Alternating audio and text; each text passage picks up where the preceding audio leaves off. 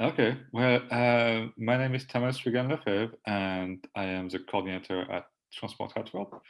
And periodically, we do conduct work audit. We just did one about 3 weeks ago at the Colesville area in Hartford, and around the Courts Park, and at the request of Hartford Athletics, a soccer team.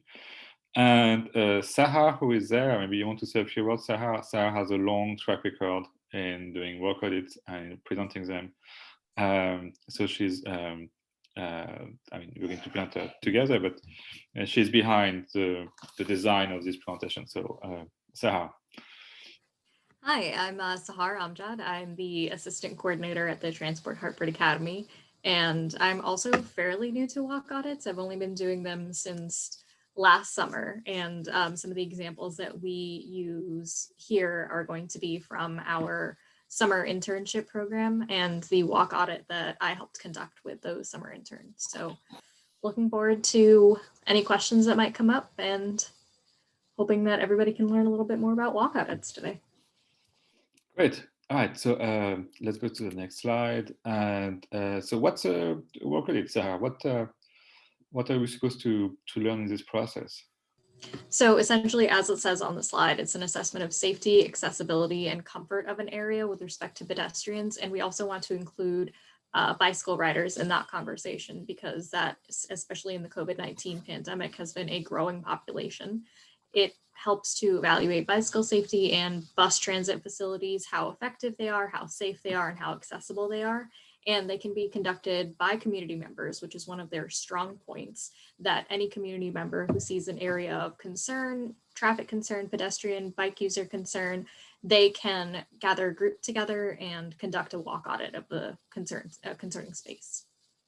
Yeah, and I think it's part of the really the added value here. It's really a bottom-up process here, and also a very empowering one, that to give the community a voice in what should be improved here, and to gather the information and to lobby for it afterwards through towards the various agencies and so on. So anyway, then the route. So I just maybe Adam, do you want to explain the route? I think we're going to meet at Sharson Park, right? Yeah, that's right. Sharshan Park on Skitchawag Street. Yeah. And the route is basically Windsor Avenue, Route 159 from Hartford to the shopping center just north of the bridge. Okay, so you could, okay, it's the whole, okay. Yeah, and we'll also want to go down East Barber and Meadow Street because those are connecting roads to walk and bike paths. Absolutely, and the Kinney Park as well. Yeah, perfect. And across the Kinney. Yeah, terrific. And so we are going to be divided in various groups. I didn't check how many people you had on your who had registered, but we have about a dozen people right now, and we're still beating the bushes. 2 to 3 groups, and either a loop in different directions, or maybe to go through another route as well. And I mean, so it's usually there is a leader who kind of knows the route and have tested beforehand and have done a little bit of experience in work with it. And we are going to be at the meeting point. We're going to give everybody a clipboard and the route and the paperwork from the AARP, the survey that you can actually fill out, and maybe you can go in bit more details there.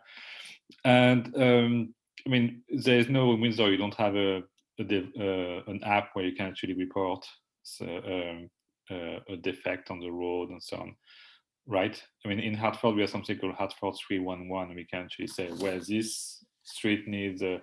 We have C-Click Fix. C-Click Fix, okay. In Windsor. Yep. Okay, we can use that as well, I guess. I hadn't even thought of that. That's a pretty cool idea. And take pictures. So we make sure that we have enough memory on our phone to do that. And so we go through the route. I'm going to share another screen. Maybe Sarah, do you want to add something here? No. So the most important part is for the sample walk audit that I included, what we ended up doing was we split up into different groups and took half of the route either way, and then both groups crossed the road when they met and then re-walked the other way. And Thomas is showing you here the AARP Yes. walk packet.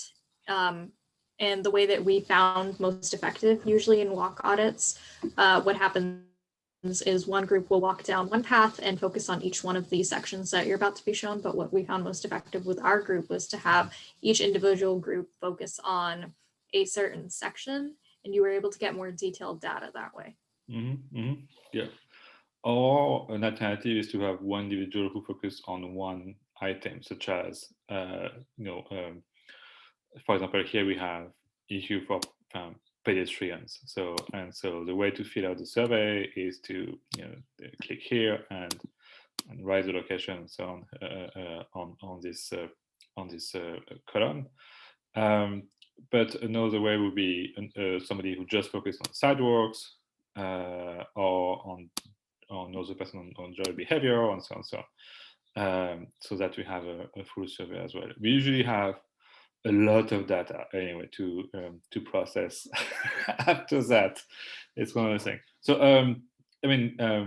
we haven't discussed the detail yet, but we're happy to print and to bring those ARP toolkit, which are really really handy. All right, get back to the presentation. Sarah, you want to detail the process?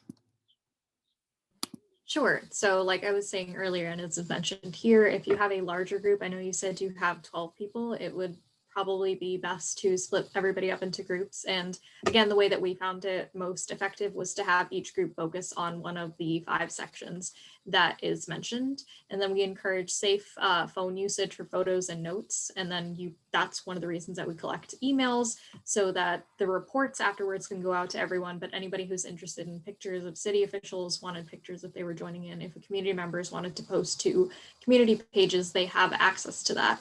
And the most important things are to establish a return time to the starting point and facilitate discussion both before and afterwards. What are you doing the walk audit for?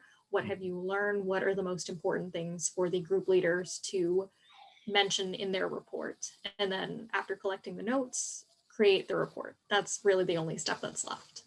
Yeah, and it's nice to have a debrief session online with the participant where they can share some of the most egregious things that they've witnessed, and to highlight as well the next steps. Who is going to be lobbied for the improvement? Is it DOT?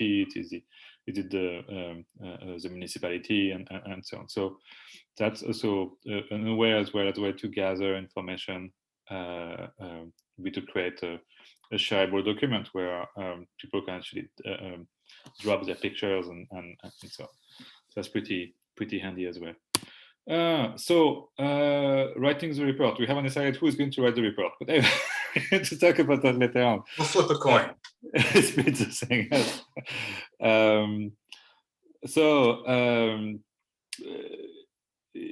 It's the way we have some example afterward, but the way we've been drafting report is it's 2 slides. We don't use a Word document, so a slide for a specific area and with arrows and explaining the various items. So it's very graphically driven. I think it's probably, maybe Sarah, you want to say a few words on this slide? I mean, it's probably best to look at the example, but Sure. So the main reason that we conduct the walk audit, is to find out what issues are ongoing with the space. And the most effective way to then communicate that information is not through a written report, but rather through presentations. And that's what we found in the past works best, to have most of the information be conveyed through pictures, where issues might be, where areas of improvement crop up the most. So if you notice, I think in our group, we noticed that one of the streetlights changed for far too quickly from the end of a walk signal to the start of a green light for oncoming traffic. And they took videos and pictures at that intersection to illustrate just how little the time was. So things like that are what are most important in a walk audit report. It's not as much lengthy textbook style text. It's more visuals and then brief explanations. Yeah, so it's a two-step process where one is to highlight the issue and the other is the recommendation and what should be done to resolve the item. Yes, it's a process which team process. It's good to have feedback from the participant to improve. There's often things which are missed or location which are not the right one and so on. So it's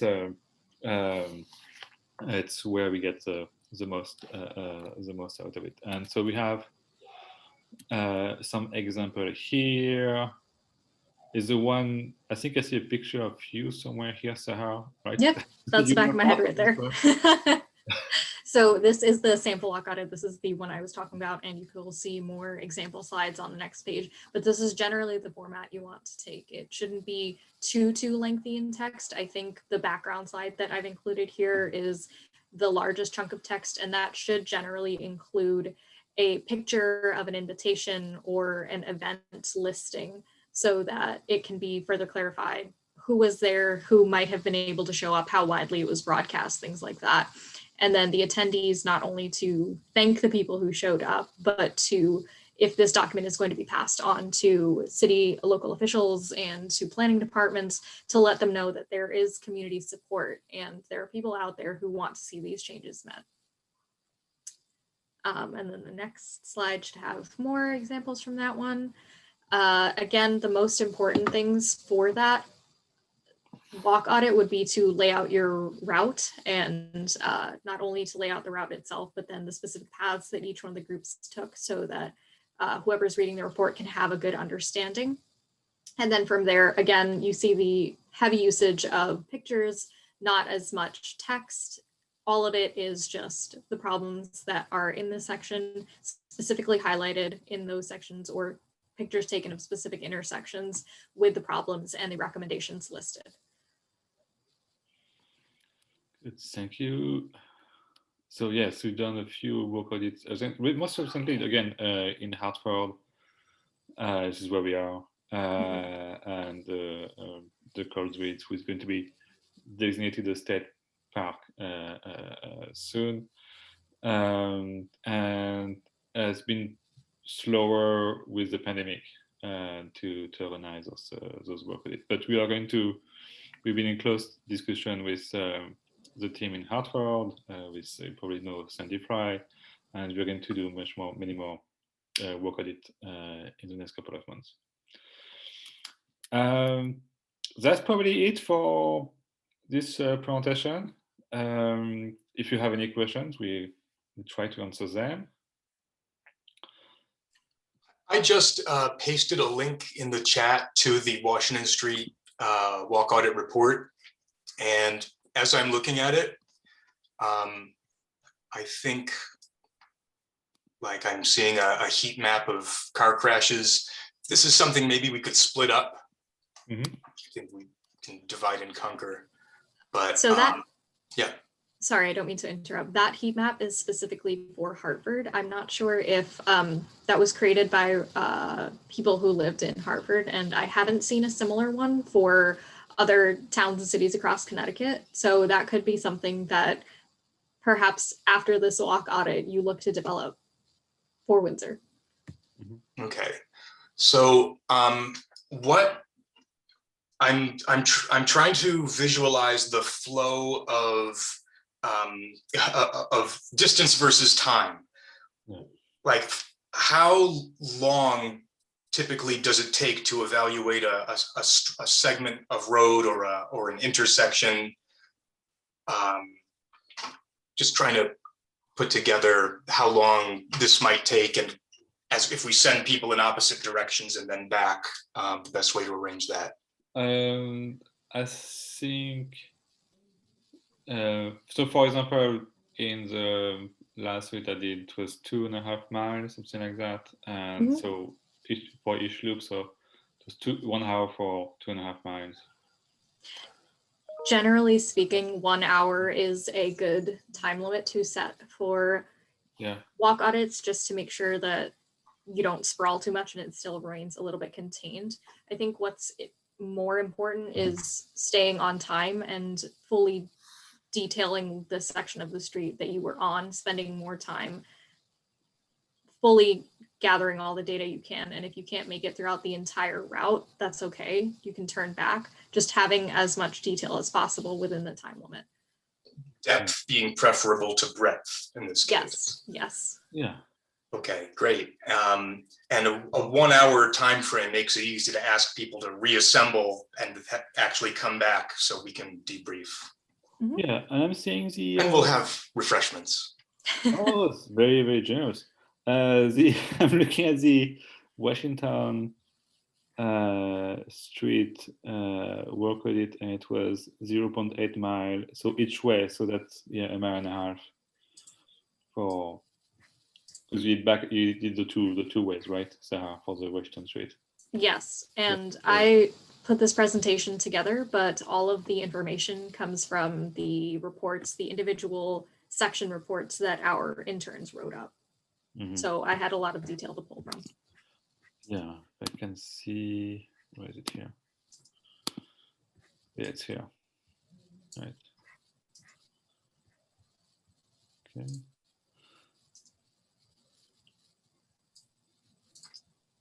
That's the heat map that we're talking about. Cool. Perfect. Any other questions? Any other way we can be helpful? I think it's nice as well. You're going to invite some official, I suspect, from DOT and from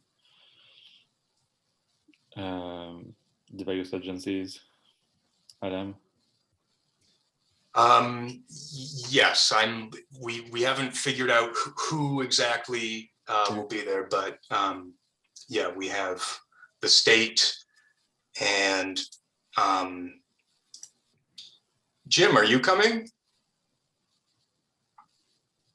And we have people from the Wilson Deerfield Advisory Commission. Yes, I'll be there, but I'm not sure. We haven't heard from the committee yet. Okay. Well, we have I know of one RSVP from that group so far. We have a question from Debbie. It's a long stretch to complete in an hour. Will some groups drive and then walk? I don't know about the logistics of the actual walk audit itself, but I think the only other mode of transportation that we encourage during a walk audit is from bicyclists, to see what their experience is also like biking the same road that pedestrians would walk. Again, it's not about completing the entire route so much as it is about getting as much detail for what you can walk in the allotted time. And the route is about, well, the Windsor Avenue stretch anyway is about 1.2, 1.3 miles, and Sharshan Park is a nice midpoint. So we can send two groups in opposite directions, covering about 0.7 of a mile, 0.6 of a mile apiece. Perfect. And that's just about how much our Washington Street group, each one of the 4 groups, covered when they split off in different directions. It will certainly be well, in certain sections, it'll be a very different atmosphere from Washington Street. Although maybe not, with the speeders, the big unmanageable intersections. Yeah, pretty similar. Good. Yeah, and the specifics of how to take the route are all up to you guys if you want to send one group down one side of the road and one group down the other side of the road both ways. Mhm. That's great. The way we did it was we had the groups meet up at the end towards Park Street, cross the street, and then look over each other's side of the road with their groups focused. So that could be something you could do as well. So each group covered the whole street on both sides. Each group covered half of the street on both sides. Okay. So that might be, you might want to have your groups, if you want to get data for each one of the topics covered in the AARP packet, you could assign 2 of those groups to each one of the groups splitting, 2 of those sections to each one of the groups splitting off in each section. So you still get data for every single group from both sides of the street, and you get double, not double that information, sorry, but you still get the same amount of data, the same kind of data for all 4 groups. You still get one whole completed packet. Got it. Any other questions?